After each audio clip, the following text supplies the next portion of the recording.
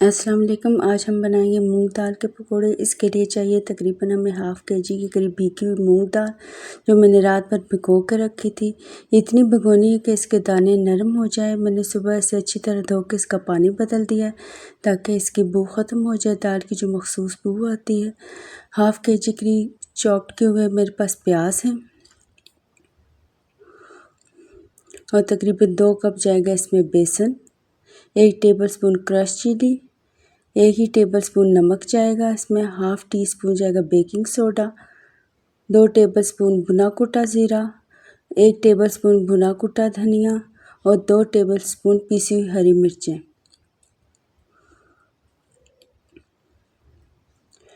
सबसे पहले हम दाल को थोड़ी थोड़ी मिकदार में ब्लेंडर में डाल देंगे और इसमें से पानी अच्छी तरह निकाल लेंगे।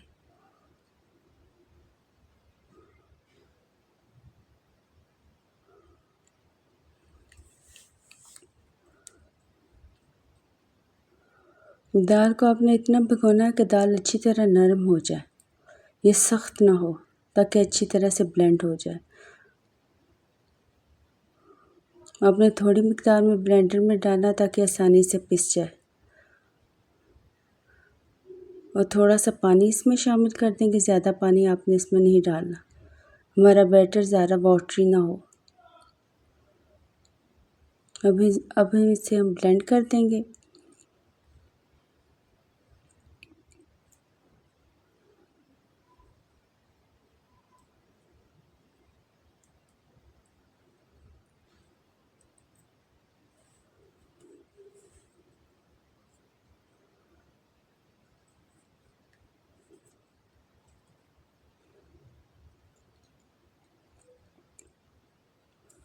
ब्लेंडर में साइडों से लगी हुई दाल को हम उतार लेंगे, साइडों से चमची की मदद से। आपने कोशिश ये करनी है कि इस बैटर में ज़्यादा पानी ना जाए और ये अच्छी तरह से ब्लेंड हो जाए। थोड़ा सा पानी शामिल कर देंगे और इसे अच्छी तरह ब्लेंड करेंगे। हमारा बैटर तैयार हुआ है।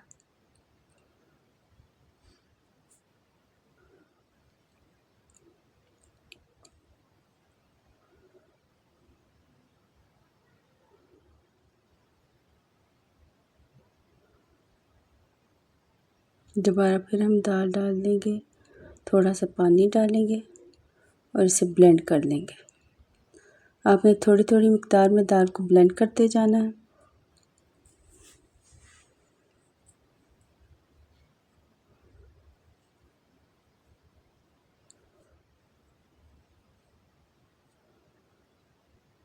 ये हमारा बैटर तैयार हो गया। इसमें पानी की मिकदार ज़्यादा नहीं है, ना तो ये बहुत ज़्यादा गाढ़ा है और ना ही ये पतला है। आपने कोशिश करनी है कि इसमें ज़्यादा पानी ना जाए। आपने इसमें हाफ़ के जी के करीब चॉप्ड हुए प्याज शामिल कर देने हैं। इसमें इतनी ही मिकदार में, जितनी दाल की मिकदार होगी इतना ही इसमें प्याज जाएगा। आपने स्लाइस में नहीं, चॉप में करके प्याज इसमें शामिल कर लें।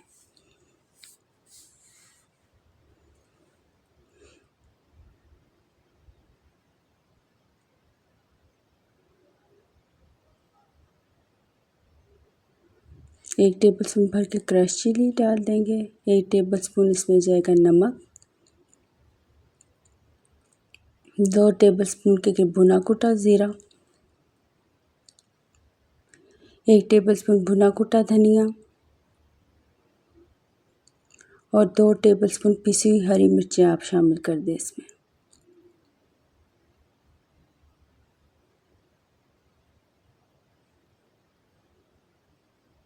इसे अच्छी तरह मिक्स करें। मिक्स करने के बाद आपने इसमें थोड़ा थोड़ा करके बेसन शामिल करना है, एकदम से सारा नहीं डालना। और इसे अच्छी तरह मिक्स कर लेंगे। बेसन को मैंने अच्छी तरह छान लिया था।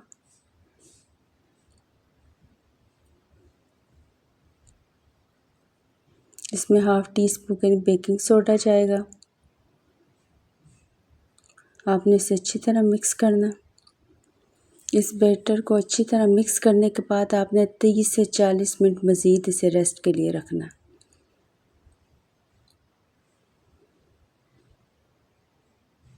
आपने कोशिश करनी इस बैटर में ज़्यादा पानी ना जाए। अगर ज़्यादा पानी जाएगा तो हमारे पकोड़े नहीं बनेंगे और ना ही ज़्यादा बेकिंग सोडा जाए। इसके लिए अब हम सॉस बना लेंगे। हाँ, मैंने 1 कप के करीब दही लिया है और इसमें हस्बे ज़ायक़ा पिसी हुई हरी मिर्चें शामिल कर लेंगे।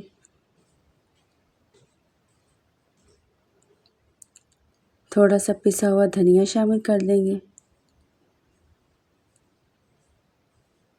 और थोड़ा सा ही हस्बे ज़ायक़ा इसमें नमक शामिल कर देंगे।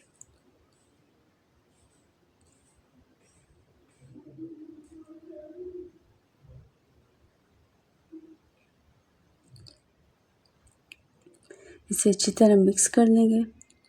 इन पकौड़ों के साथ ये पुदीने की चटनी, ये दही वाला, ये बहुत मज़े का लगता है। आप इसे लाजमी बनाइएगा। जब हमारा ऑयल गर्म हो जाए तो हम इसमें थोड़ी थोड़ी मकदार में बैटर शामिल करते जाएंगे। आपने इसमें बहुत ज़्यादा बड़े साइज़ के पकोड़े नहीं बनाने, आपने थोड़े छोटे छोटे मकदार में इसमें बैटर डालना है। तकरीबन ये खाने वाला चम्मच है, इसका तीसरा हिस्सा। जब आपने बैटर को अच्छी तरह मिक्स किया हो, रेस्ट दिया हो, तो ये पकोड़े अपने साइज़ से डबल हो जाएंगे।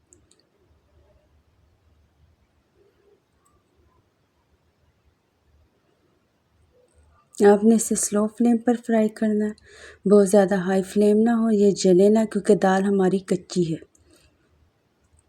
ये साइज़ में तकरीबन डबल हो गए हैं।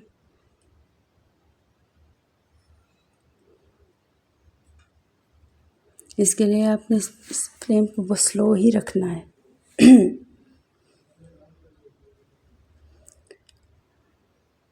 ये ऊपर से क्रिस्पी होगा, अंदर से नहायत ही सॉफ्ट बनेगी। आप इन पकौड़ों को ठंडा करके फ्रिज में भी 2 से 3 रोज़ के लिए रख सकते हैं। ये चाय के साथ बेहतरीन स्नैक्स हैं। आप माइक्रो में इसे गर्म करें और साथ चाय के साथ सर्व करें।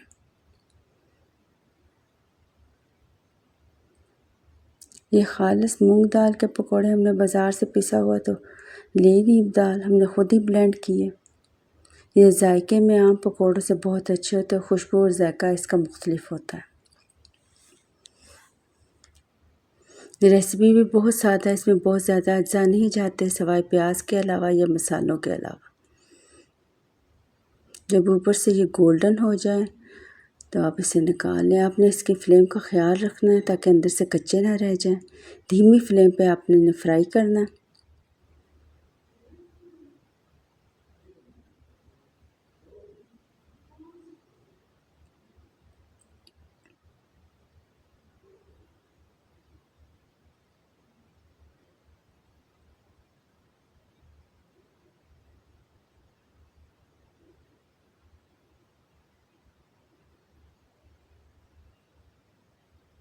थोड़ी थोड़ी मकदार में बैटर डालते जाएं और पकोड़े फ्राई करते जाएं।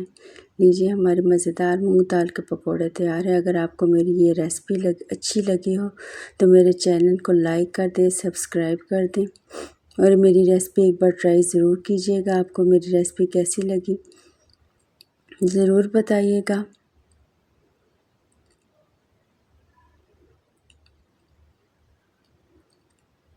अल्लाह हाफ़िज़।